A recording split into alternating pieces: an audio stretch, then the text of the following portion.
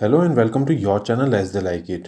Indian history की series में आज हम देखेंगे क्या है सब्सिडरी अलायंस।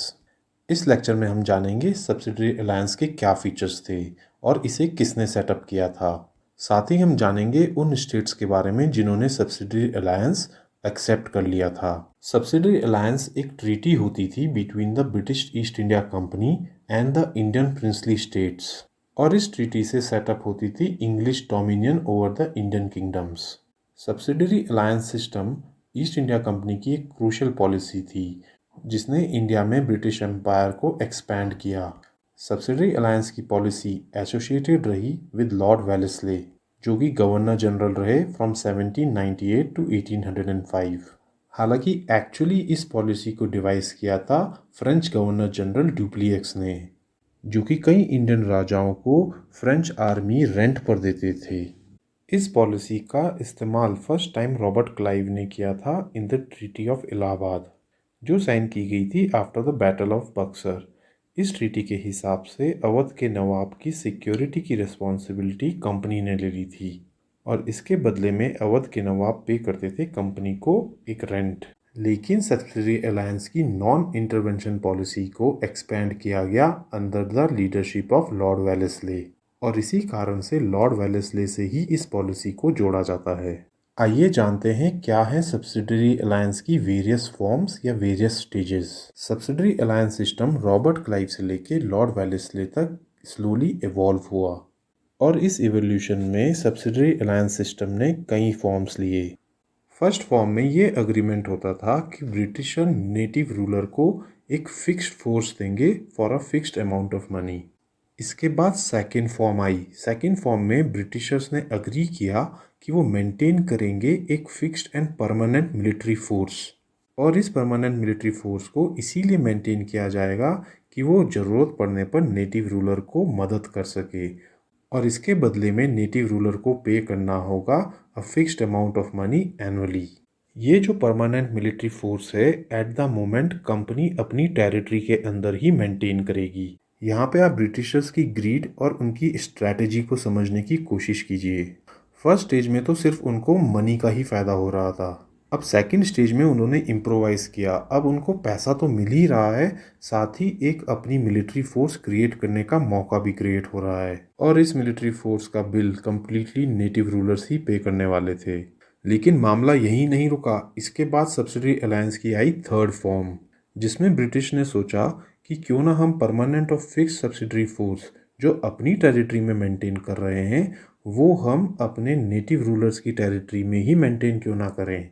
ऐसे में उनको उनकी टेरिटरी में एक्सेस भी मिल जानी थी, और ये थी third form of subsidiary alliance. इसके बाद आई fourth and final form of subsidiary alliance, जिसे इंट्रोड्यूस किया था लॉर्ड वेलेस्ले ने। इस फोर्थ फॉर्म में ब्रिटिशर्स एक कदम और आगे बढ़ गए। अब वो ये कहने लगे कि नेटिव रूलर के पास वो परमानेंट और फिक्स सब्सिडरी फोर्स को मेंटेन करेंगे, यानी कि उनकी टेरिटरी में मेंटेन करेंगे, लेकिन इसके बदले में वो मनी नहीं चाहते थे अब, क्योंकि इस समय तक ईस्ट इंडिया कंपनी ने पहली थ्री फॉर्म से बहुत पैसा ऑलरेडी इकट्ठा कर लिया था। तो ये fourth form of subsidiary alliance में अब पैसे की बदले अपनी टेरिटरी का एक पार्ट ब्रिटिशर्स को देना होता था, और इस तरीके से ईस्ट इंडिया कंपनी अपनी टेरिटरी को एक्सटेंड कर सकती थी। तो यहाँ पे आप चारों स्टेजेस को इत्मीनान से समझिए। फर्स्ट स्टेज में सिर्फ मनी का फ़ायदा था, सेकंड स्टेज में मनी के साथ साथ एक फोर्स क्रिएट करने का मौका भी मिल रहा था। थर्ड स्टेज में फर्स्ट टू स्टेजेस के फ़ायदे के साथ साथ नेटिव रूलर की टेरिटरी में एक्सेस भी मिल रही थी, और फोर्थ और फाइनल स्टेज में तीनों स्टेजेस के साथ साथ एक पार्ट ऑफ टेरिटरी भी मिल रहा था। तो ये सब्सिडरी अलायंस की चारों forms increasing greed of British empire दिखा रही थी। इसके अलावा कुछ एडिशनल टर्म्स ऑफ अलायंस भी थी जो वेलेस्ले ने ऐड की थी। फॉर एग्जाम्पल, एक इंग्लिश रेसिडेंट को अपने कोर्ट में नेटिव रूलर को स्टेशन करना जरूरी था। इस नेटिव रूलर को एक एग्रीमेंट साइन करना होता था कि वो किसी भी ऐसे यूरोपियन या सिटीजन ऑफ अ स्टेट जो कि ब्रिटिशर्स के एनिमी हैं उनको एम्प्लॉय नहीं कर सकते थे, और ना ही ये नेटिव रूलर्स को इजाज़त थी कि वो कोई भी रिलेशंस मेंटेन करें with any other ruler without the approval of English. इसके बदले में ब्रिटिशर्स ने उनको प्रोटेक्ट करने के लिए अग्री किया था, और साथ ही ये भी एग्री किया गया था कि वो ऐसे नेटिव रूलर्स के इंटरनल अफेयर्स में इंटरफेयर नहीं करेंगे। आइए अब जान लेते हैं उन स्टेट्स के बारे में जिन्होंने सब्सिडरी अलायंस को एक्सेप्ट किया था। सबसे पहला स्टेट था हैदराबाद, जिसने 1798 में सब्सिडरी अलायंस को एक्सेप्ट किया था और इस सब्सिडरी अलायंस की वजह से निज़ाम फ्रेंच के साथ अपनी टाइज मेंटेन नहीं कर सकते थे और ना ही निज़ाम मराठाओं के साथ कोई अलायंस बना सकते थे विदाउट ब्रिटिश परमिशन। यहाँ पे ये बात याद रखें कि निज़ाम ऑफ हैदराबाद ने सब्सिडरी अलायंस को सबसे पहले साइन किया था। ये क्वेश्चन बार बार एग्जाम में पूछा जाता है।